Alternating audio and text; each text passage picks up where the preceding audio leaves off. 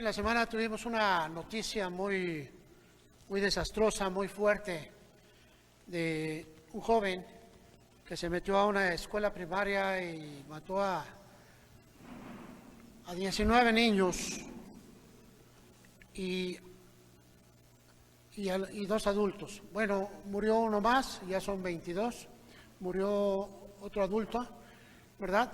Y vemos que entre maestros y alumnos fueron 22 personas. Vemos cómo la maldad está allí tan fuerte y está repercutiendo en todos los sentidos. Y nosotros necesitamos saber qué es lo que vamos a hacer, porque los días que se avecinan son días difíciles.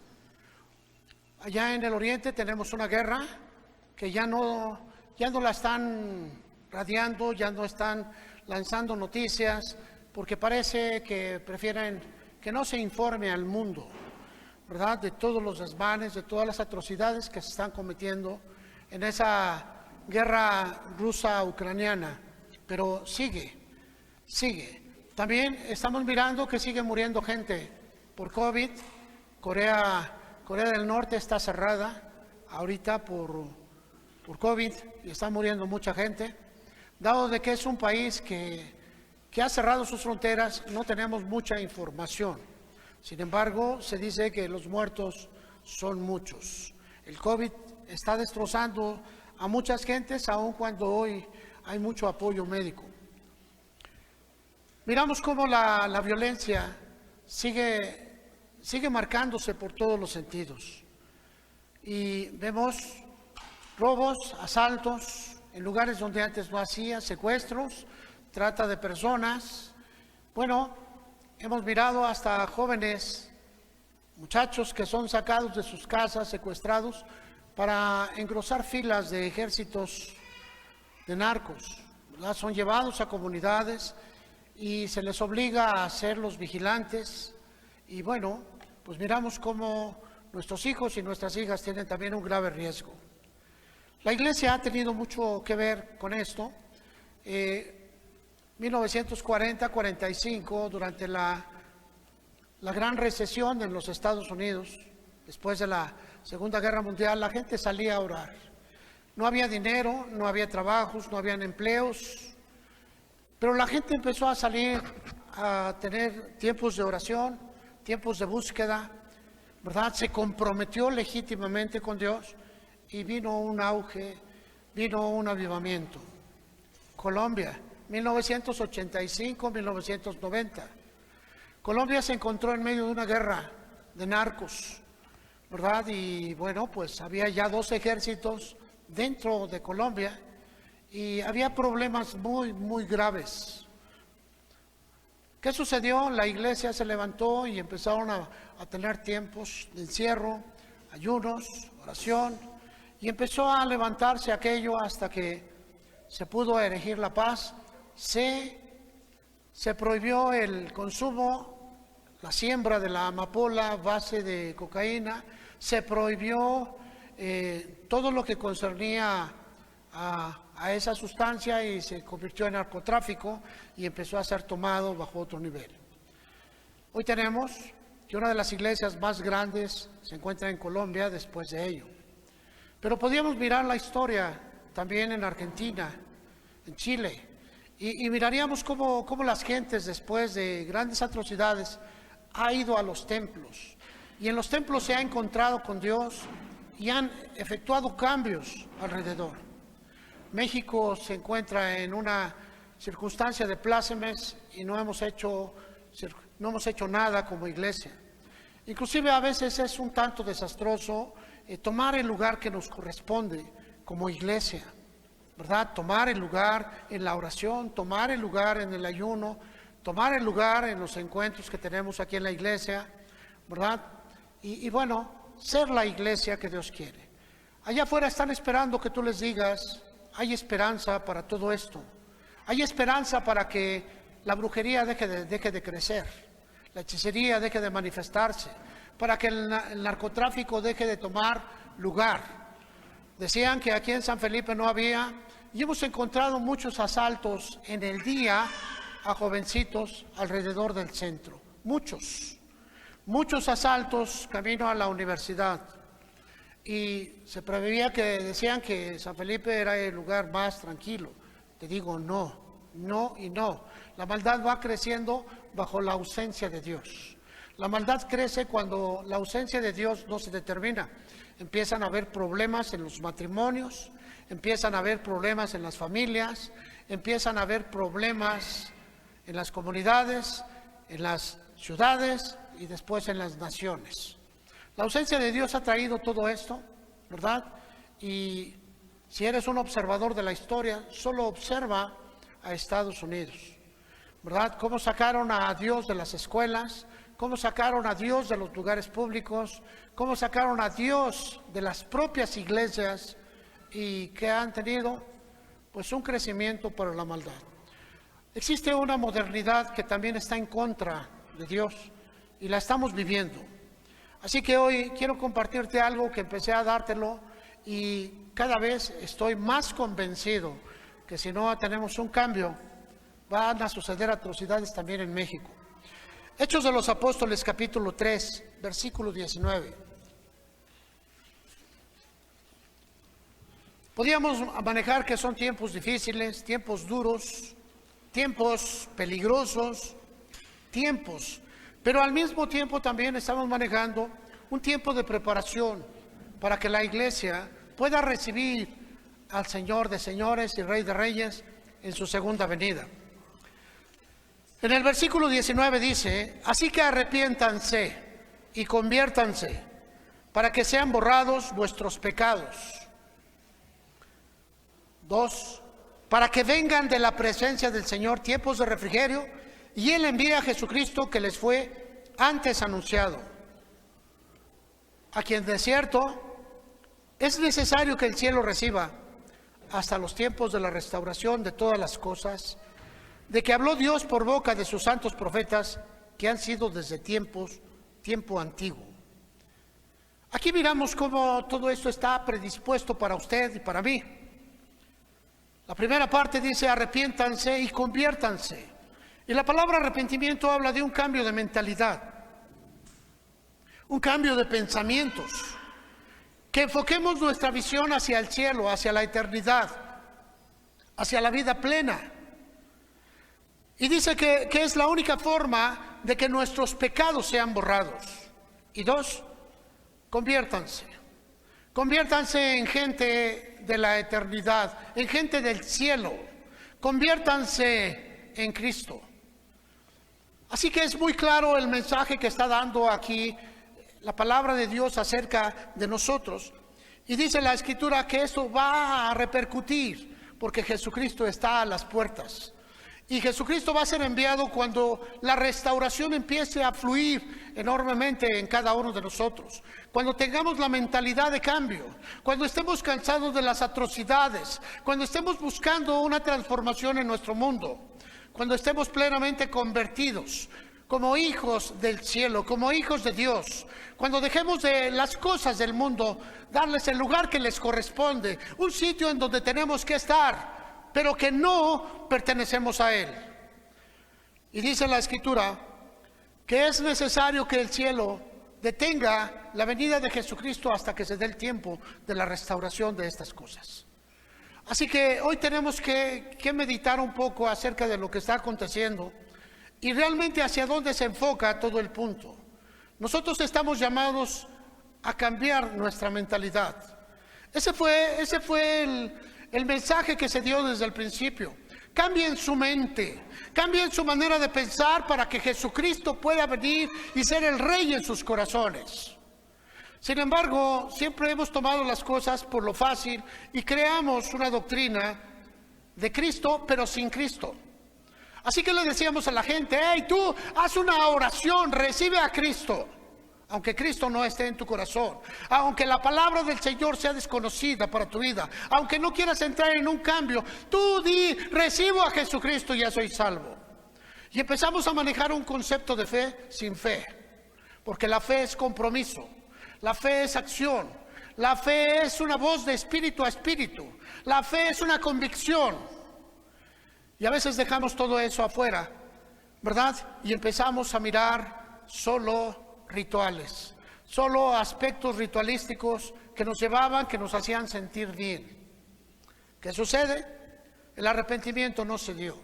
El cambio de mentalidad no se ha dado a plenitud en muchas personas. Y podemos mirarlo por el estilo de vida. Dios no ocupa el primer lugar en su existencia. Se equivoca, pastor, podrían decirme. Dios es el Señor de mi vida.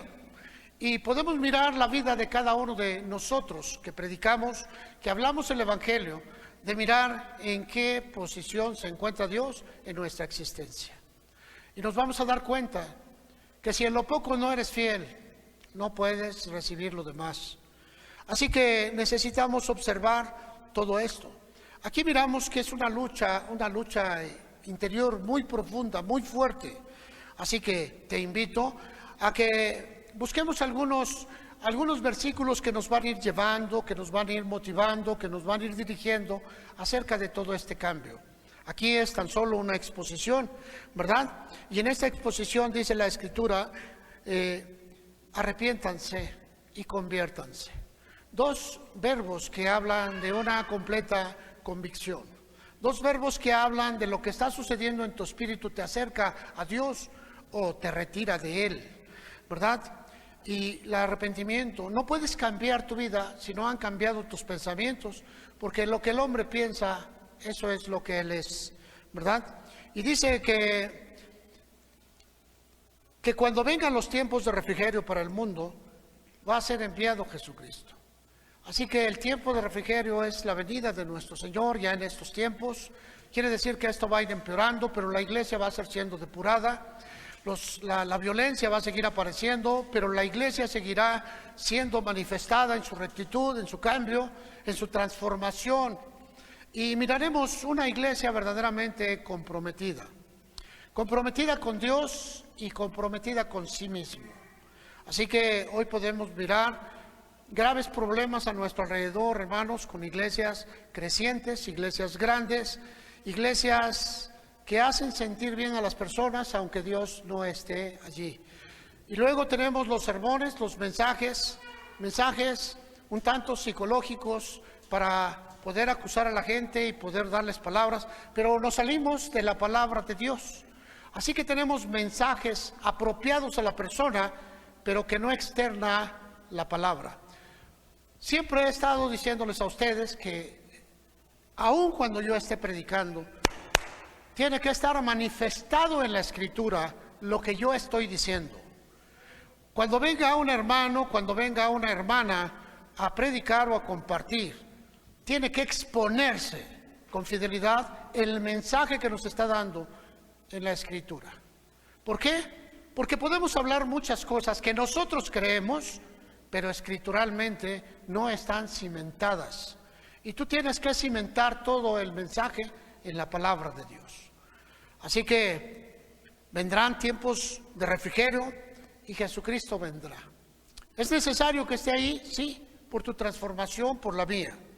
Mateo capítulo 17, versículo 10. Jesús está enseñando y miramos aquí que les dice, los discípulos le preguntaron diciendo, ¿por qué pues dicen los escribas que es necesario que Elías venga primero? Y respondiendo Jesús les dijo, a la verdad Elías viene primero y restaurará todas las cosas. Pero yo les digo que Elías ya vino y no le conocieron. Y vemos aquí la aparición de Elías, el transformador, el que toca la mente, el que te dice, cambia tu pensamiento, arrepiéntete, transforma tu mentalidad, conviértete en un hijo del cielo, para que puedas darte cuenta que en la vida estás de paso, para que te des cuenta que la vida es efímera, para que te des cuenta que las circunstancias se van a terminar y va a permanecer el que es eterno. Era la voz de Elías. Y Elías les decía, yo vengo preparando el camino, el que va a traer la eternidad. Se refería a Jesús. Él era la voz que clamaba en el desierto. Preparen su corazón para que puedan tomar decisiones a plenitud. Una decisión es algo que tomamos que compromete nuestro espíritu, compromete nuestra conciencia, compromete nuestros pensamientos, compromete nuestra vida con Dios. Y sabes, hermano, se maneja por fe, así que no es visible, no traes un logotipo ahí, no traes un letrero que dice soy cristiano, soy cristiano, soy cristiano. No, tus actos lo demuestran día con día. El Bautista era un hombre que fue preparando el camino a Jesús. Jesús, el camino que te lleva al cielo. Jesús, la verdad. Jesús, la vida.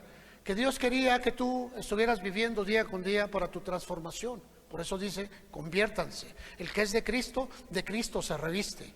Y podemos mirar cómo prontamente tu espíritu empieza a ser absorbido por la eternidad. Poco a poco aparece un espíritu eterno en tu vida. Y esto va transformando todo lo que tú eres. Lucas capítulo 3, miramos la prédica de este hombre, 3:3, y dice aquí que este hombre, el Bautista, dice, fue por toda la región contigua al Jordán, el río de la decisión, el río de la vida y de la muerte, el río de las decisiones, predicando el bautismo del arrepentimiento para perdón de pecados. Si no cambia tu mente, el pecado sigue vivo. Si no cambian tus pensamientos, el pecado sigue estando en tu ser. Si no cambia tu pensamiento, el pecado te va a volver a retraer. ¿Por qué, hermano? Porque el pecado se trabaja con la mente y la mente se trabaja con la palabra de Dios. Dios en nosotros, la esperanza de gloria. Y fue por toda la región contigua al Jordán predicando el bautismo del arrepentimiento para perdón de pecados. Permanezcan sumergidos en ese cambio de mentalidad. La mente no cambia en un solo instante, no es instantáneo, es un proceso gradual. Es como la luz de la aurora que va creciendo poco a poco hasta que el día es perfecto y es el camino del santo. Está escrito en el libro de las palabras del profeta Isaías que dice, voz del que clama en el desierto. Primera voz. El clamor se da en el desierto cuando la infertilidad aparece, cuando las personas saben que tienen necesidad de Dios. Preparen el camino del Señor. Segunda parte, abran su corazón para que Jesucristo, mediante su palabra, pueda ser parte de su vida. Jesucristo pueda ordenar su existencia. Jesucristo se convierta en el espíritu de vida en cada uno de nosotros. 3, enderecen sus sendas. Den testimonio de lo que hemos recibido. Es muy fácil hablar de Cristo, pero qué difícil es cambiar. Tu vida es un testimonio vivo que habla de Cristo. A veces tú le dices a una persona, ven a la iglesia, conviértete, Cristo es lo mejor que te puede pasar. Pero corres el riesgo de que te digan, bueno, si Cristo es lo máximo, ¿por qué no estás tú en la iglesia? ¿Por qué abandonas constantemente el camino? ¿Por qué dejas abierta esas circunstancias? Y te vas a dar cuenta entonces que hay un problema, hay una contradicción, la contradicción de Coré, el que es y el que no es, el que reta a Dios y el que camina con Dios. Y esto nosotros lo vamos a tener todo el tiempo. Así que es tiempo de restaurar, es tiempo de tomar todo lo dañado y empezar a edificar sobre ello. Es tiempo de reconocer cuál ha sido nuestra flaqueza y cambiarla. Es tiempo de hacerlo. Así que podemos mirar que la restauración de todas las cosas. Pero ¿a qué se refiere el Espíritu con la restauración de todas las cosas? Bueno, yo encuentro 4 cosas principales. Primero, la restauración del hombre. El hombre, después de que se separó de Cristo, el hombre que se separó de Dios, empezó a tener problemas graves en el pensamiento, ¿verdad? Ahorita los vamos a tocar. Y vinieron una serie de cambios y el hombre perdió su eternidad, perdió la vida. Aunque caminaba, era simplemente tierra, sin el Espíritu eterno. Cuando vino Jesucristo dio esa oportunidad. Así que necesitamos la restauración del hombre a plenitud. Segundo, Dios levantó patriarcas, levantó hombres, padres, y les llamó padres. Vemos ahí a Abraham, a Isaac, a Jacob. Y esos patriarcas o esos padres caminaron con nosotros durante todo el tiempo. Esos padres permanecieron y caminaron juntamente con nosotros. Y un padre es un formador, un padre es un engendrador. Y bueno, a través de la Escritura vamos a encontrar diferentes padres. pero se quedaron atrás y se dejaron. Después aparecieron los jueces que eran nombrados por Dios, establecidos y gobernaron, ¿verdad? Muchos años. Hubo 20 jueces de la casa de Israel y 20 jueces de la casa de Judá. Y eran nombrados por Dios, eran levantados por Él.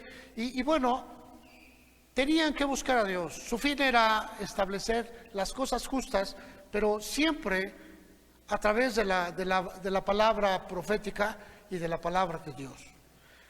Los hombres determinaron que no eran suficientes los jueces y vinieron los reyes. Los reyes, Dios dijo, bueno, yo no quería darles reyes, pero es lo que ustedes quieren. Y aquí vemos una cosa, que Dios hace responsable al hombre por lo que quiere y le dice, te voy a dar lo que tú pides, aun cuando yo no lo quiera hacer. El hombre le dijo que él no quería darles reyes porque los iban a esclavizar, pero le dijo, eso es lo que tú quieres, y les dio reyes. Así que miramos que los reyes aparecieron aquí y echaron abajo los jueces. Y por último, la casa de Dios, el templo. El templo de Dios, ¿verdad?, que fue constituido en el corazón de David. Ese hombre fue la primera persona que le dijo, Señor, yo quiero hacerte un lugar en donde tú desciendas y estés con nosotros. Yo quiero hacerlo. El Señor había dado desde el tiempo de Moisés un tabernáculo, un diseño. Pero era un diseño itinerante que iba por todo el desierto, pero cuando llegaron a establecerse ya como reyes, la presencia de Dios tenía que tener un sitio fijo, que la gente saliera de su comodidad a buscarlo. Y estableció el templo. Pero le dio todo el diseño a David y David se lo entregó a Salomón y se construyó bajo el diseño divino, el diseño de Dios. David tenía en su corazón un tabernáculo especial, una casa en donde hubiese una cercanía con Dios, en donde la alabanza ocupara un lugar primordial, la adoración, ¿verdad? Ocupara ese lugar en donde la gente pudiera acercarse a Dios sin tener tantos intermediarios.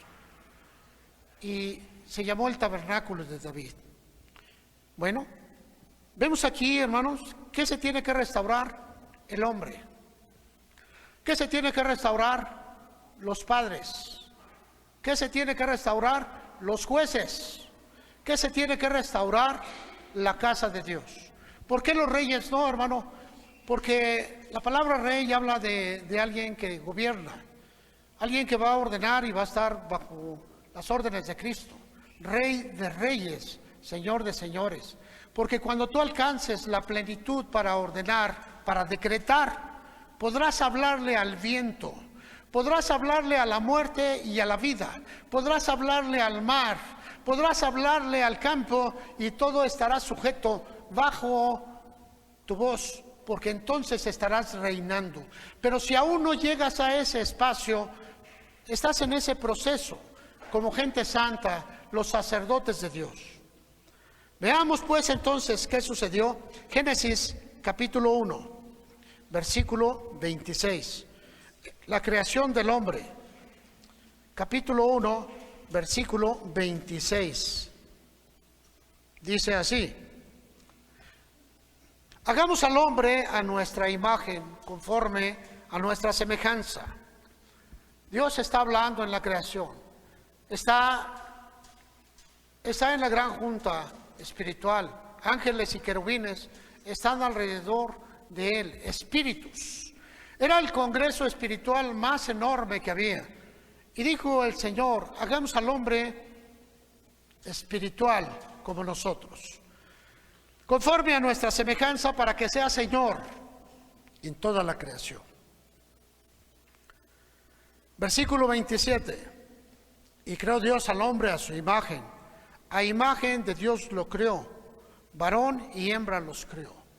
No puso supremacía de uno sobre del otro. El corazón de Dios en el Espíritu existía un hombre que se presentaba de dos modelos. El modelo del varón y el modelo de la varona. Y seguían siendo hombre, ¿verdad?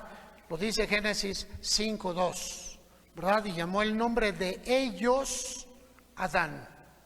Ahorita lo van a ver, ¿verdad? Sí. Y los bendijo y les dijo: fructifiquen y multiplíquense, llenen la tierra y sojúzguenla, y sean señores en los peces del mar y en toda la creación. Así que les dice aquí que a la tierra hay que sojuzgarla. La tierra necesita cuidado, la tierra necesita atención, la tierra necesita que tú la vigiles.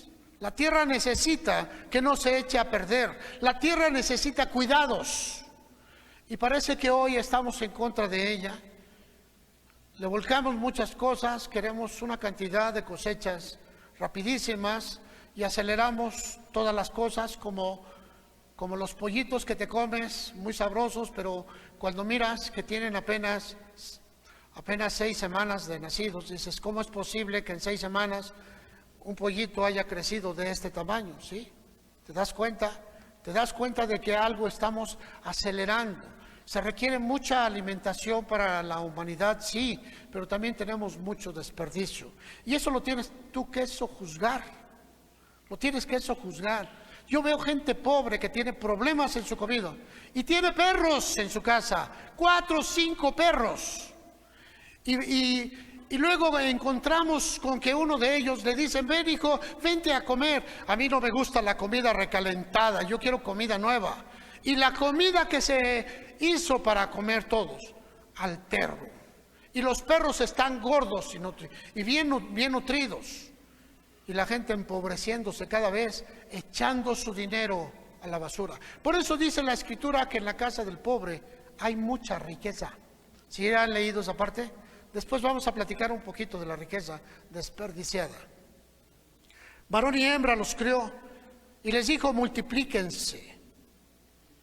Pero, ¿qué crees, hermano? Había problemas. Hubo problemas porque había un enemigo común del hombre. No es enemigo de Dios, es enemigo del hombre.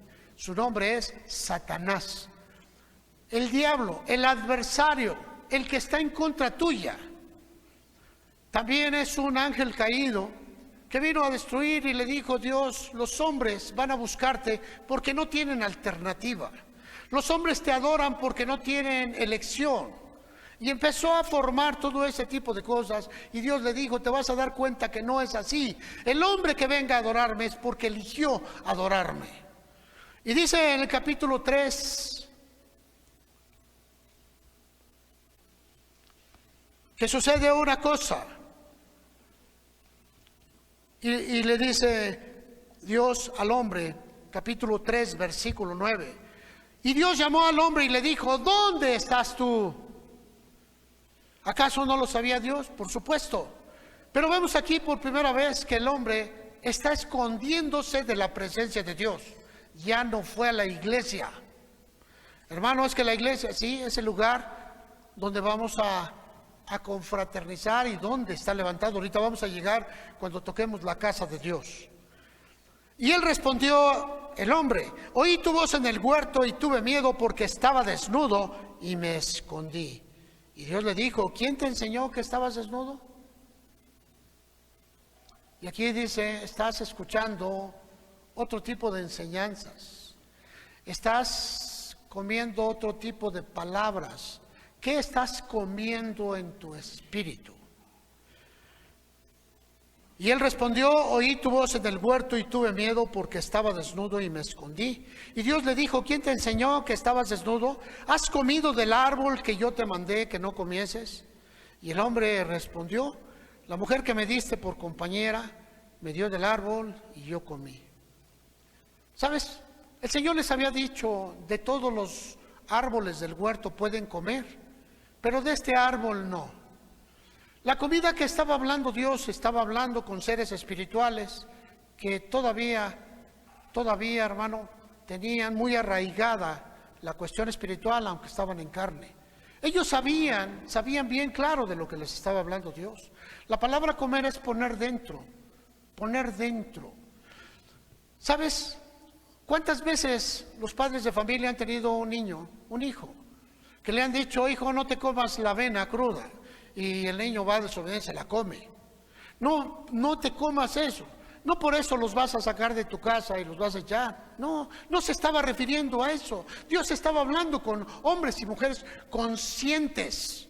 Estaba hablando con la conciencia de hombres. Y le dicen, ¿qué te comiste? ¿Qué te comiste? Y ellos se dieron cuenta que había algo. Versículo 3.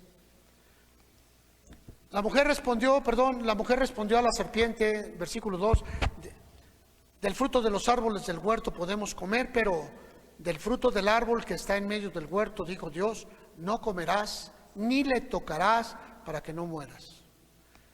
Hizo más grande, alteró la palabra de Dios. La serpiente dijo a la mujer, no morirás, sino que sabe Dios que el día que comas de él serán abiertos tus ojos, serás como Dios, sabiendo el bien y el mal. Cuando tú comas de ese fruto del conocimiento, te vas a equiparar con Dios. Las personas se alejan de Dios por su conocimiento. Es que yo ya sé, no me van a engañar. Los ateos dicen que porque conocieron la palabra, porque conocieron la ciencia, porque conocieron todas las cosas, dicen que se convierten como Dios. Y aquí miramos el principio, pensamientos. Sabe Dios, el día que comas de él, serán abiertos tus ojos y serás como Dios. Pensamientos, conciencia, sabrás el bien y sabrás el mal, entendimiento. Y miramos aquí cómo se afecta un aspecto cognitivo del hombre, y ese aspecto empieza a manifestarse sin Dios. El diablo había convencido al hombre diciéndole que él podía ser mejor que Dios. Y esa lucha sigue estando hasta hoy, hermano. ¿Qué es lo que comieron? Lo que te saca de la presencia de Dios. Y puedes mirar que hay personas que no vienen a la iglesia porque comieron lo que el enemigo les dio. Porque tenemos un cumpleaños hoy, no vayas, se lo comieron. Porque hoy tienes compromisos con tu sociedad, se lo comieron. Porque hoy tienes, y Dios va siendo relegado. Cuando miramos ese tipo de relegación, estamos mirando un enfrentamiento bien claro hacia Dios. ¿Cómo vamos a ser restaurados si no entendemos el caminar de Dios? La palabra comer significa poner dentro. Hay personas que se comen palabras y otras se comen pensamientos. Viene una persona, te platica de lo mal que le va en la vida y pone toda su basura en ti. Su rencor, sus chismes, su violencia. Y algunos de ustedes se comen la basura de otros y tienen problemas. La basura ha trasladado, entonces lo que se están comiendo son pensamientos que afectan la conciencia. ¿Qué es lo que comes, hermano? ¿Qué es lo que estás comiendo tú? ¿Verdad? Viene un tipo y te dice, fíjate que esa familia es lo peor. Y esa familia tú convivías bien, pero desde ese momento te comiste lo que te dijeron y ya no puedes convivir con esa familia. ¿Por qué? Porque lo que comiste te desnudó. Así que podemos mirar aquí que el hombre necesita un verdadero encuentro con Cristo. Necesita meter a Cristo en su corazón para tener conciencia de todas las cosas, para hacer cambios a su vida, para una transformación. Bueno, pero aquí todavía vienen cosas, ¿verdad? Tendrán que aparecer los padres, sí. Los padres son considerados partes del ministerio. Ese ministerio que viene porque somos formativos, engendradores, y lo hacemos aquí en la iglesia. Pero si tú no vienes a la iglesia, seguramente tienes otro tipo de formación. Has encontrado otro tipo de formación. Tu conciencia no te da más. Y si las cosas de afuera ocupan un lugar preponderante por las cosas de adentro, entonces tienes una revolución. El hombre tuvo problemas graves, tuvo una guerra de pensamientos. Romanos capítulo 7, en el versículo 22. Romanos capítulo 7, versículo 22 dice: porque según el hombre interior me deleito en la ley de Dios, pero veo otra ley en mis miembros que se rebela contra la ley de mi mente y me lleva cautivo a la ley del pecado que está en mis miembros, la carne. Aquí miramos una lucha, tus pensamientos y tus acciones. De repente la conciencia se hace eco de ti y dices: ay, no, voy a ir a buscar a Dios. Pero de repente tu carne te dice: hay fiesta allá afuera. Y tienes una lucha, hay problemas en tu mente. Quiero ir y no quiero ir. Y empieza a haber una rebelión en tu interior. El hombre interior se rebela. Y dices: yo quiero lo de afuera, pero también dices: yo quiero lo de adentro. Y lo más fuerte dentro de ti es lo que va a perseverar. Romanos 5:12. Regresa un poquito, hermano. Y dice en el 5:12 lo siguiente: por tanto, como el pecado entró en el mundo por un hombre, y por el pecado la muerte, así la muerte pasó a todos los hombres por cuanto todos pecaron. Nosotros, al nacer de la carne, traíamos la sustancia de Adán, el hombre pecador. El hombre que culpó a su esposa: es que tu mujer me dio. Y hoy seguimos culpando a todos. Le echamos la culpa a todo mundo de nuestro no cambio, ¿verdad? Y dice que el pecado entró por un hombre. Y ese hombre va a seguir pecando. El Adán, el ser viviente, va a seguir pecando si no está Cristo en su corazón.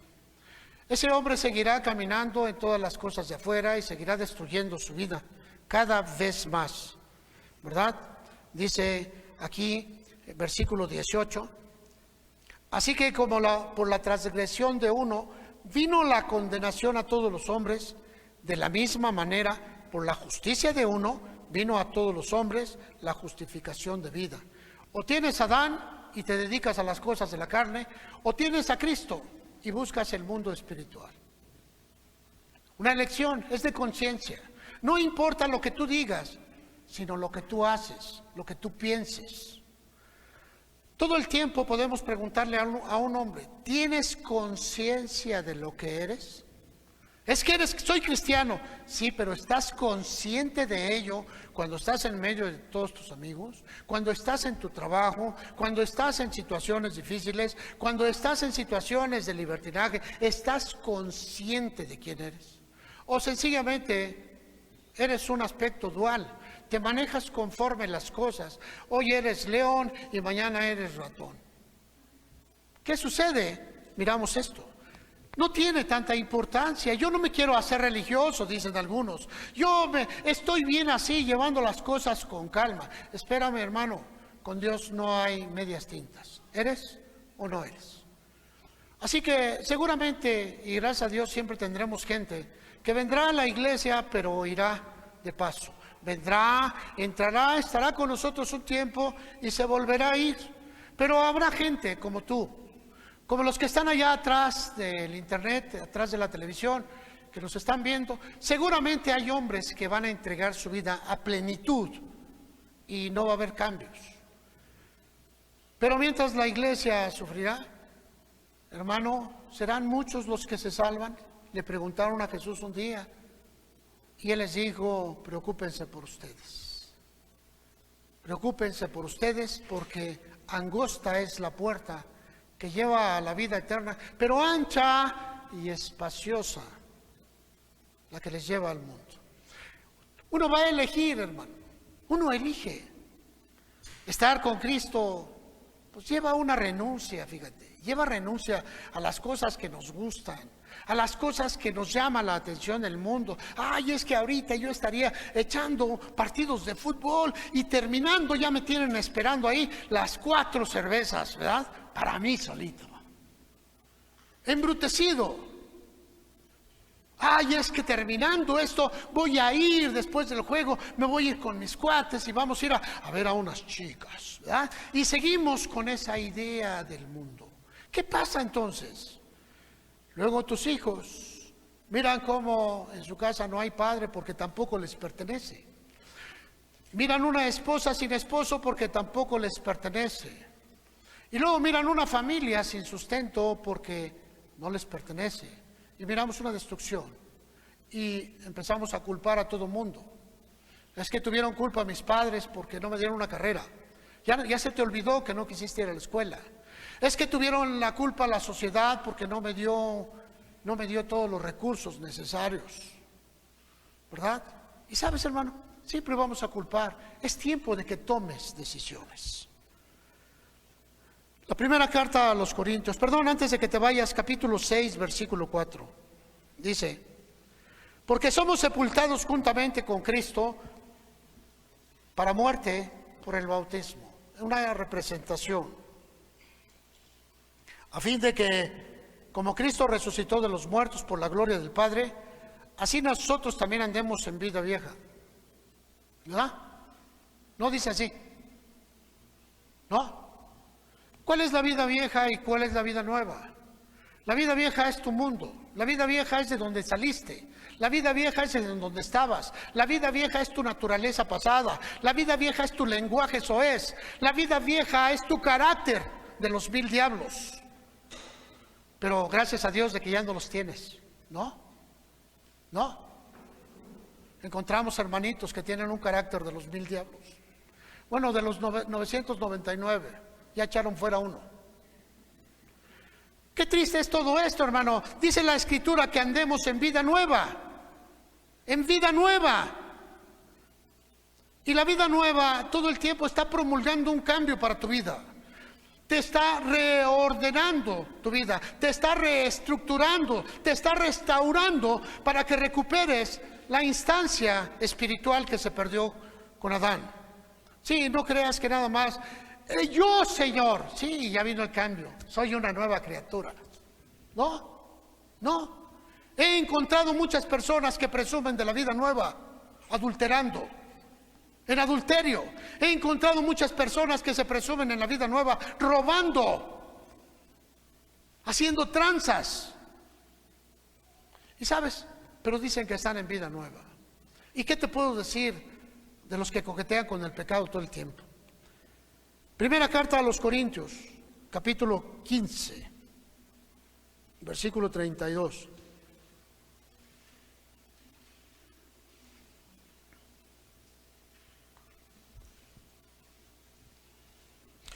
Es 22. Es un error de lentes. Porque así como en Adán todos mueren, también en Cristo todos serán vivificados. Cristo, el Mesías, el esperado de las naciones, aquel que siendo la palabra de Dios que se hizo carne para habitar en medio de nosotros, aquel que constituye el Señor y cabeza de la iglesia, Jesús el Cristo, que vino a nosotros y que viene a nuestra vida por las decisiones de aceptación de su palabra, porque Cristo es la palabra de Dios. Y el Verbo se hizo carne en ti, en la persona de vida nueva. Y el Verbo se hizo carne en ti, que has imitado su caminar. Y vemos cómo Jesús viene y lo comemos, lo ponemos dentro de nosotros mediante la palabra. El pacto nuevo es Cristo en nosotros. Pero si Cristo no está en tu vida, hermano, entonces tú estás en la otra naturaleza que va a ser juzgada por sus obras y por sus obras no va a encontrar la salvación. Qué triste. Jesús es camino, verdad y vida. Vida nueva con un nuevo nacimiento. La restauración del hombre se encuentra en Cristo. Viene la restauración de los padres. El apóstol Pablo dice la Escritura que imiten mi ejemplo, ¿verdad? Muchos de ustedes han sido engendrados por mi vida. Juan el apóstol les dice a la grey, hijitos míos, yo los formé. Dios nos llama a formar y esa es la labor de un ministro. Así como un padre de familia, cuando cumple sus obligaciones, forma a sus hijos, ¿verdad? Cuando no cumple con sus obligaciones, sus hijos tienen otro padre que es el mundo. Pero cuando vienes a la iglesia en el nuevo nacimiento, aquí los ministros te vamos a engendrar, te vamos a formar otra vez mediante la palabra, te vamos a externar las enseñanzas, pero como es espiritual, yo no puedo obligarte a que hagas cosas que tú no quieres hacer. Así que yo proyecto la enseñanza y el Espíritu hace que tú la tomes o tú la rechaces. Así que hoy somos llamados a exteriorizar todo esto. Efesios capítulo 4, versículo 11. Y él mismo, Jesús, constituyó a unos apóstoles, a otros profetas, a otros evangelistas, a otros pastores, y todos en la entidad de maestros, porque estas cuatro vertientes tienen que ser maestros, tienen que enseñar, tienen que entregar. Dice, a fin de perfeccionar a los santos para la obra del ministerio, para la edificación del cuerpo de Cristo, hasta que todos lleguemos a la unidad de la fe y del conocimiento del Hijo de Dios, a un varón perfecto, a la medida de la estatura de la plenitud de Cristo. Después nos dice que hay muchos niños en Cristo, pero bueno, aquí tenemos que reeducar. ¿Cómo lo hacemos? A través de la palabra. El ministro tiene que estar preparándose constantemente, continuamente. Cuando exponemos la palabra, ¿verdad? Tenemos que decirte, mira, lo que Dios pide de ti es esto. Lo que Dios exige de ti es esto. Lo que Dios está buscando de ti es esto. Y el Espíritu Santo trabaja en cada uno de nosotros y nos dice, es cierto, es cierto. Algunos van a comer la palabra, es decir, la van a poner dentro de su corazón, la palabra de Dios, la obediencia, pero otros van a comer lo que el mundo les dice. Y el mundo les dice, no morirás, no serás separado, tú puedes venir a la iglesia cuando quieras, no seas tan comprometido, no seas tan santo, un poquito de aquí, un poquito de allá. Y el diablo todo el tiempo está diciéndole a la gente, no morirás, de veras, no vas a perder tu salvación. El diablo les está diciendo, mira, no hay problema, serás como Dios, tú mismo vas a ordenar tu vida, tú mismo vas a dirigir tu entorno. ¿Por qué permites que otros te la... Y poco a poco habrá personas que se comen eso y terminan fuera de la iglesia, al muerto. Fueron separados de la iglesia. ¿Y qué crees? La iglesia representa el cuerpo de Cristo. Problemas. Estos ministros, que significa servidores, están constituidos en cuatro vertientes. Los apóstoles o embajadores de Dios. Estas personas son enviadas directamente por Dios a diferentes lados y levantan obras. Hay los apóstoles de las misiones, los apóstoles de las iglesias, que son enviados menores. Pero la palabra apóstol es un embajador plenipotenciario. Es decir, hoy tenemos misioneros que andan por todas las partes del mundo, pero en realidad son apóstoles. Algunos de ellos fueron enviados por Dios, es decir, su corazón se inflamó con la visión y se fueron. Otros fueron enviados por una iglesia y la iglesia cubre sus costos. Algunos misioneros tienen mecenas, personas que sufragan sus gastos en donde quiera que están. Pero la palabra que debe utilizarse aquí es apóstol. Ha sido más fácil utilizar la palabra misionero porque se le da un control a la persona.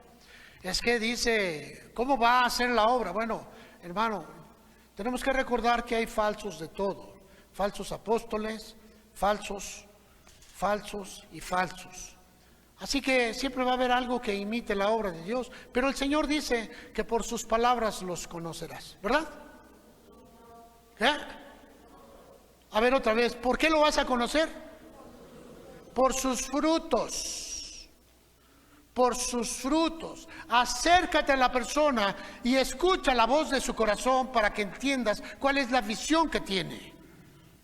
Y sabrás que si es su propia vida o realmente ha sido enviado. Después aparecieron los profetas. ¿Quiénes son los profetas? Los que hablan la palabra de Dios. El profeta venía en dos vertientes, el vidente y el predicador. Hoy tenemos que hay predicadores, maestros, pero vuelvo a decirte que todos tienen que ser maestros, y hay videntes, personas que tienen un reflejo del mover del Espíritu Santo en determinado momento, y la palabra que te dan es muy elegible para lo que estás viviendo. Los profetas ocupan un lugar muy especial, no se han acabado como muchas iglesias dicen. Aparecieron los evangelistas, y los evangelistas hacen alcance alrededor de la iglesia matriz. Empiezan a encontrarse y después van haciendo más, y después hacen campañas donde quiera que van, y el evangelista se va a ser considerado porque siempre tiene una cauda de milagros atrás de ellos. El evangelista va plantando la palabra de Dios, siempre exigiendo que la gente se encuentre con Jesucristo. De diferentes formas, de diferentes maneras, van y ponen la semilla. Después aparecen los pastores, los que están a cargo del crecimiento y de la reproducción de la iglesia, ¿verdad? Que vuelvan a salir ministros, que vuelvan a salir ovejas, que vuelvan a manifestarse, que esta iglesia se lleve a la otra comunidad que no tiene iglesia y se plante otra. Pero mientras la iglesia siga siendo niños, estaremos emproblemados. Tenemos una guardería. ¿Por qué no ha dado? Bueno, hermano, es que el carácter de nuestros hermanos a veces quieren el aplauso, el protagonismo, a veces quieren el apapacho, a veces quieren que los levantemos y no se dan cuenta de la oportunidad que tienen. Y vemos que no hacen más obras y se pasan todo el tiempo peleando. Traigan almas y se den cuenta de lo que están haciendo. Vayan y busquen personas y tráiganlas a los pies de Cristo y se darán cuenta si realmente están sirviéndolo o no.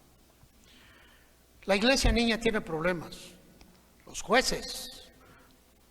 Después de los padres aparecieron los jueces.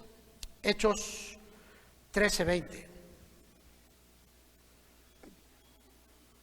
13:20. Después, como por 450 años, les dio jueces hasta el profeta. Hay iglesias que tienen que ser sometidas a un escrutinio completo, porque no alcanzan a darse cuenta. Y los jueces son un grupo de personas que van a dirigir su vida. Así que hoy encontramos jueces dirigiendo la iglesia en muchos sitios, ¿verdad? Porque no pueden recibir la palabra profética. Hasta después vendrá Samuel y empezará a hablar. ¿Quiénes eran los jueces? Personas levantadas por Dios. Hoy vemos iglesias dirigidas por presbiterios, jueces, que se han levantado en el lugar de Dios, pero realmente algunos de ellos han sido puestas por boca humana. Los jueces impartían la justicia que provenía de Dios y que provenía de las leyes, ¿verdad? Y fueron usurpados, el corazón de Dios eran los jueces, pero fueron usurpados por los reyes, los dominantes, los escrutadores, los que ejercían un dominio señorial. Y hoy encontramos iglesias que no son dirigidas por un pastor, sino por un dictador. Encontramos iglesias que hacen un control absoluto sobre la iglesia y quien no esté de acuerdo los exhiben, les cortan y etcétera. Y la mayoría de la gente lo acepta. Miramos aquí un trastorno de la iglesia que necesita restauración. Aparecieron los reyes después de los jueces, un dictador en lugar de un grupo que no tenía razón, un grupo que se forma y que si alguno de ellos está inconforme, hacen una votación y quitan a uno. Hoy tenemos un problema, hermano. Observa alrededor y mira cuántas iglesias hay sin pastor, dirigidas por un grupo de hombres, los jueces. Perdón, no se llaman jueces, se llaman ancianos, se llaman comité de vida, se llaman presbiterio, se llaman, qué sé yo cómo se llamen. Pero es esto. ¿Sabes? Ahora ellos dirigen la iglesia. Se levantan y la Odisea, ¿saben lo que significa la Odisea? La Odisea viene de dos vocablos, laos y dike o daik, y significa derechos del pueblo o derechos humanos. Laos, pueblo, daik o dike, derechos. Y podrías considerarlo como derechos humanos. Y vemos que un grupo se levanta por derecho humano y pone y quita pastores. Los pastores son elegidos por Dios. ¿Quién me dice qué requisitos tiene que cumplir un pastor? ¿Alguien sabe cuáles son los requisitos que necesita un apóstol? Y les voy a decir que no hay requisitos, es el corazón de Dios. Hay requisitos para los obispos, para los ancianos, requisitos para los diáconos, para las diaconisas, para las profetisas. Para ellos hay requisitos, pero para un ministro no lo hay. Son elegidos por Dios. Y es una cosa muy grave porque mucha gente se confunde. Mucha gente está confundida. Dice, pues si Dios pide esto, el pastor debe de llevarlo a mayor escala. Sí, hermano, y creo que sí cumple. Pero el que es de Dios, el que no es de Dios, tienen un problema. Porque Dios busca el corazón. Cuando Él llamó a los 12 apóstoles, no había ningún requisito. Solo el corazón de Dios. Y ellos cumplieron, excepto uno. Así hoy, hermano, tú y yo podemos hacer cambios. La restauración de la casa de Dios. Los padres, los jueces, los reyes que usurparon a los jueces, y aparecen el sacerdocio. El sacerdocio que va tomando el lugar de padres y se va metiendo ahí. Pero dejé hasta el final la casa de Dios. Restauración de la casa de Dios. Miramos cómo fue erigido el tabernáculo allá en el desierto, cuando el pueblo fue sacado de Egipto. Allá en el desierto tenían una visión con Dios y Dios iba manifestándose. Los levitas cargaban el arca en los hombros y estaba totalmente cerrado, solamente ministraba a un sacerdote y la gente decía, sí tenemos Dios, y miraban milagros. ¿Y sabes, hermano? Les dijo cómo hacerlo, la manera de cómo entablar una relación con Dios mediante esa casa. Esa casa era el punto focal. Esa casa era donde se entregaban las ofrendas de cada una de las personas y las ofrendas mecidas se llevaban a Dios por medio de los sacerdotes. Dios, esta es la ofrenda que trajo la hermana, la familia fulana de tal, a causa de su pecado, a causa de su ofrenda de paz, porque son las dos ofrendas, pecado y paz o acción de gracias. Yo no sé la razón por la cual usted pone su ofrenda, y luego me pone ahí ofrenda, pero no me pone si es ofrenda por el pecado. Si es ofrenda por el pecado debe ser mucho. Si es ofrenda de paz, debe de ser más todavía, porque es conforme a su corazón. Y viene y yo la tomo, por eso es necesario que usted le ponga nombre a los sobres, y la traigo delante de Dios y le digo, Señor, limpia a esta casa, perdona a esta casa, restaura a esta casa, ayúdales a esta casa, ¿verdad? Así que eso se estableció en el antiguo pacto. Y el tabernáculo de reunión recibía todo género de ofrendas. Algunas podían ser usadas por los sacerdotes, otras tenían que ser consumidas en holocausto, pero cada una de ellas tenía una razón de ser. Era la única forma de que el pueblo se relacionara con Dios, pero tenía un intermediario, el sacerdocio. Cuando vino David y se convierte en rey, él tiene el tabernáculo en casa, ¿verdad? Y ha mirado bendiciones y solamente lo rodeó con una cerca y la gente no tocaba, pero podía mirar la presencia de Dios, podía mirarla en el centro de esa gran tienda, porque no había barreras. Era el tabernáculo de David y la gente se acercaba y levantaba las manos y adoraba. Decía palabras raras. Rababasara mamacento. Ellos tomo Moseiva Basara, Reba Basimi me siento robotoso. Y empezaba a hablar con su Dios. Hablaba con el corazón con su Dios. Después venían grupos y tocaban y componían cantos, componían canciones y adoraban. Y había gente que se gozaba de tal manera que levantaba sus manos y su pandero y empezaban a girar y empezaban a danzar delante de Dios. El tabernáculo de David trajo una cercanía del corazón de la gente. No tenían que esperarse para el intermediario sacerdote. El tiempo sacerdotal, la gente hacía.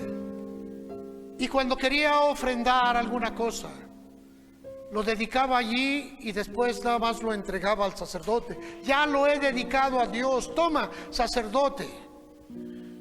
Y miramos un cambio porque la gente se acercó a Dios con el corazón. Pero era transitorio. Fue transitorio solamente. ¿Por qué razón, hermano?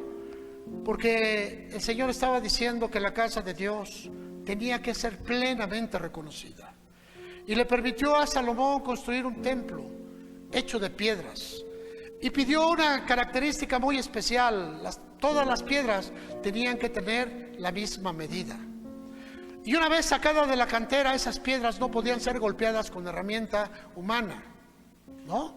Tenían que ser golpeadas con piedras o pedernales, piedras duras.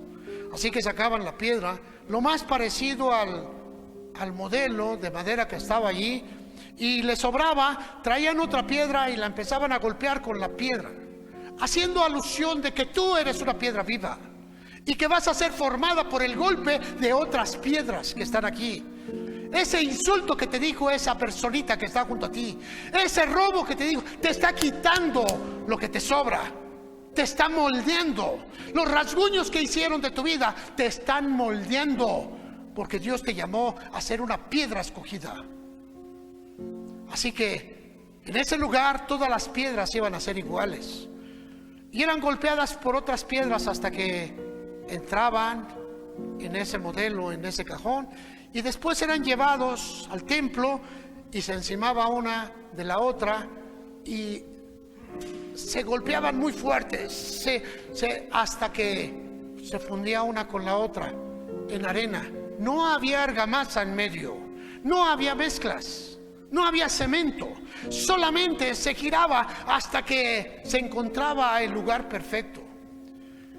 Así fue formado ese gran templo. Y así está siendo formada la iglesia, con ese hermanito que te tiene hasta la coronilla, con esa hermanita que todo el tiempo te está insultando con sus reproches, con ese hermano que te acusa, con esa otra hermana, porque solamente van a perseverar y van a permanecer los que verdaderamente tienen a Cristo en el corazón. Ese templo fue formado de esa manera, porque era el modelo que Dios dio. Dios estaba hablando de lo que iba a hacer en la iglesia, la casa de Dios. Después nos entregó el permiso de levantar sitios como este. Les llamamos templos, casas de Dios. Pero el único templo autorizado fue aquel en Jerusalén, que por la dureza del corazón fue borrado. Pero el modelo siguió. Y hoy la iglesia, la casa de Dios, donde tú te reúnes, donde nos reunimos todos, para escuchar a Dios mediante la voz de un alguien, en donde escuchamos a Dios mediante la administración del Espíritu Santo, en donde escuchamos a Dios mediante la exposición de su palabra. Y cada uno de nosotros decide qué hacer. Pero como entonces las cosas espirituales son voluntarias, así que tú decides venir a escuchar a Dios o sigues comiendo lo que el mundo te da. Simple. ¿Qué has comido? ¿Lo que Dios te da o lo que te da el mundo? Necesitamos entrar en esa restauración. Mateo 16. Mateo 16, versículo 18. Dice: y yo también te digo que tú eres Pedro, y sobre esta roca edificaré mi iglesia, y las puertas del Hades no prevalecerán contra ella. La palabra Pedro significa piedra, y es una piedra, y puedes aplicarla a tu vida. Y yo también te digo que tú eres piedra, y sobre ti va a ser edificada la iglesia. ¿Por qué, hermano? Porque tú vas a hacer una piedra, encima va a haber otra piedra, luego otra piedra, luego otra piedra, luego otra piedra, y juntos vamos a hacer el gran templo de Dios. Es la iglesia. La iglesia es un templo no visible, pero está llena de hombres, de almas. Tú eres la iglesia. Eres una piedra viva. Eres una piedra, hermano, que Dios te ha elegido para grandes cosas. Piedras vivas. ¿Qué te parece, hermano? ¿Tú crees que Dios quiera hablarte algo? Yo creo que sí. Yo creo que sí. Hay tantas cosas que Dios tiene para ti. Sean edificados, primera carta de Pedro 2:5. Ustedes también, como piedras vivas del templo, sean edificados como casa espiritual y sacerdocio santo. Es lo mismo, estamos edificando aquí personas que quieran tomar el ministerio, porque necesitamos que haya apóstoles, profetas, evangelistas y pastores. Pero necesitan primero escuchar a Dios en su corazón y estar dispuestos a la obediencia. Y esta casa los está formando, y es la razón por la cual tenemos aquí a hermanos y hermanas, miembros de la iglesia, que vienen a exponer su corazón. Han crecido y te están exponiendo, pero no son los únicos. Ustedes todos tienen que tener esa cuestión. Nos acercamos y le decimos al hermano, a la hermana, después que ya tiene un tiempo, ¿quieres compartir de la Biblia? Y algunos nos dicen, sí, pues prepárate. Y otros me dicen, todavía no estoy listo. Está bien, esperaremos otros 25 años. Tú decides cuándo. Los tomamos con cosas menores, porque van a exponer lo que Dios está hablando en el corazón de cada uno de ustedes. Pero están siendo formados para que vayan a hacer una tarea allá afuera, para que vayan a alcanzar gentes. Aquí nada más hay un pastor. Y si quieres este pastorado, pues dile al Señor que me quite de aquí, que me lleve con Él. Y entonces tendrás un lugar. Pero si no, el lugar está ocupado. Pero allá aquel pueblo, aquella comunidad no tiene iglesia. Allá podemos trabajar por una. Allá podemos trabajar por otra iglesia. Allá. Pero dice, la mies es mucha y los obreros son pocos. Son pocos. Hay que rogar que Dios envíe obreros para su mies. La mies está madura, ya está lista. 4 años ha venido el hermano David a hacer programa evangelístico. Hace 3 años tuviste la formación o diplomado ministerial para servir. Hemos tenido enseñanzas de todo tipo. He procurado que la enseñanza que tengas esté firmemente basado en la Escritura y a otro nivel. He estado hablándote siempre a un nivel no de niño, sino de persona que entiende. He tratado de llevarte por esos recovecos, pero no puedo decidir por ti. Yo no puedo decidir por ti. Hay hombres y mujeres poderosos en Dios aquí en este lugar.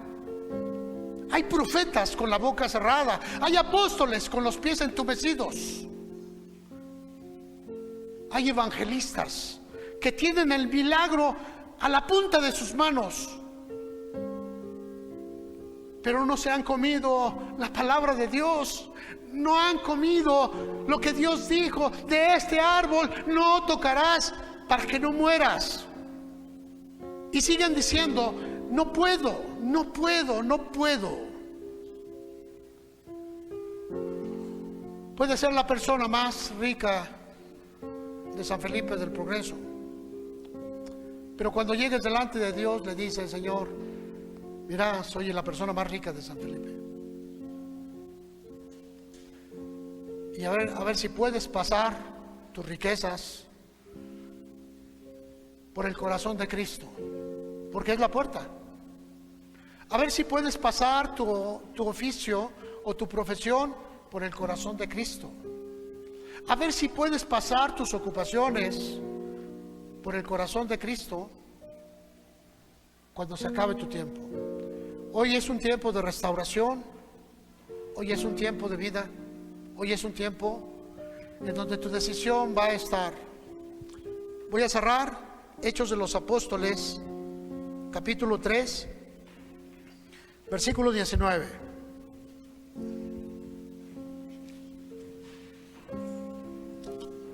Jesucristo es el autor y consumador de la fe. En Él se inicia y es para Él. Y es la única manera que tú puedes acercarte a Dios, mediante la fe. ¿Qué es la fe? La conciencia de un espíritu que busca a Dios. La conciencia de un hombre y de una mujer que levanta las manos porque sabe que el que está dentro de sí es grande. Es la conciencia. Y ahora, hermano, dice aquí lo siguiente, ¿verdad?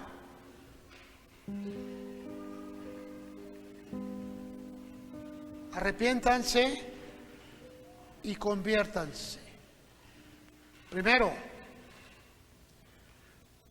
si tú no te conviertes, si tú no te arrepientes, los pensamientos viejos están ahí, el pecado sigue estando vivo, no hubo cambio de pensamientos, sigues estando en tus pecados. Conviértanse en Cristo. Ora por los enfermos y mira el poder. Predica la esperanza a otras personas.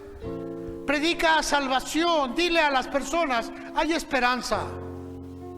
Arrepiéntanse y conviértanse para que sean perdonados y vengan de la presencia del Señor tiempos de bendición para tu vida. Ahora hablo de ti. Tiempos de bendición para tu vida. Y Él envía a Jesucristo a tu corazón porque ya te fue anunciado. Ya no hablo de venir a la tierra, hablo de estar en tu corazón y en tu vida. Es necesario que el cielo reciba hasta los tiempos de la restauración de todas las cosas. Ahora hablo en sentido figurado. Cristo no va a venir a tu vida si no restauras el sitio por donde Él va a venir. Si tu corazón no está listo, puedes ser un miembro de la iglesia sin cambios. Vas cuando quieres. No hay compromiso. La llevo bien. Puedes decir como dicen muchos: soy un consentido de mi Padre. ¿Está bien? ¿Está bien? Bien por lo que piensas, malo por lo que dice la Escritura. Tú decides qué hacer. Y por último, los tiempos de la restauración de todas las cosas. Tiempos y restauración. Nos acercamos cada día más a ese momento. La apostasía está a niveles sospechados. Tú puedes mirar que la puerta abierta para desertar de la iglesia vino a ser la enfermedad. Lejos de fortalecerte, te sacó de la iglesia. ¿Cuántas personas se fueron? No sé, familias que ya no regresaron, otras que dicen que están más conformes así, otros que dicen que todavía no ha pasado. Y les decimos: bueno, pues ya no te voy a molestar más. La iglesia está abierta, tú sabes cuándo son los servicios, te esperamos.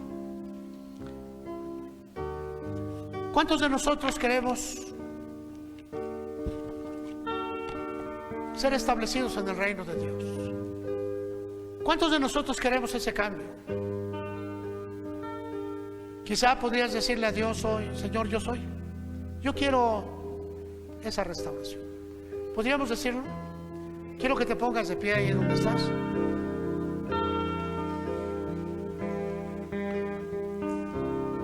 Y le digas: Dios, Espíritu Santo, ven.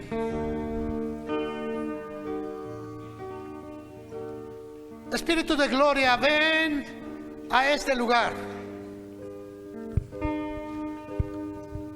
Mira las dudas que tiene cada corazón, la lucha en los pensamientos, Señor. Ayúdales a la toma de decisiones. Fortalécelos, Señor, en su andar y en su caminar. Sabemos y entendemos que hay gente, Señor, que va a venir de paso, pero hay personas que van a ser fortalecidos de tal manera que va a cambiar su vida para siempre. Permite que ellos descubran, Señor, el llamado en su vida y en su corazón. Permite que ellos se levanten a servirte. Háblales aún más fuerte, Señor, en su existencia. Tráelos a ti, Señor, y que tu nombre se glorifique. Señor, gracias por todo ello, en el nombre de Jesucristo. Amén. Voltea a verme y dale un fuerte aplauso al que vive para siempre.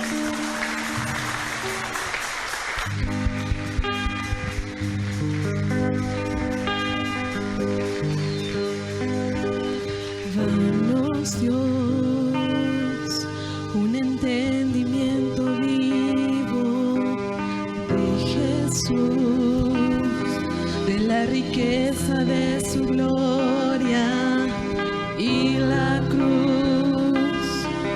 Ilumina nuestros ojos, trae tu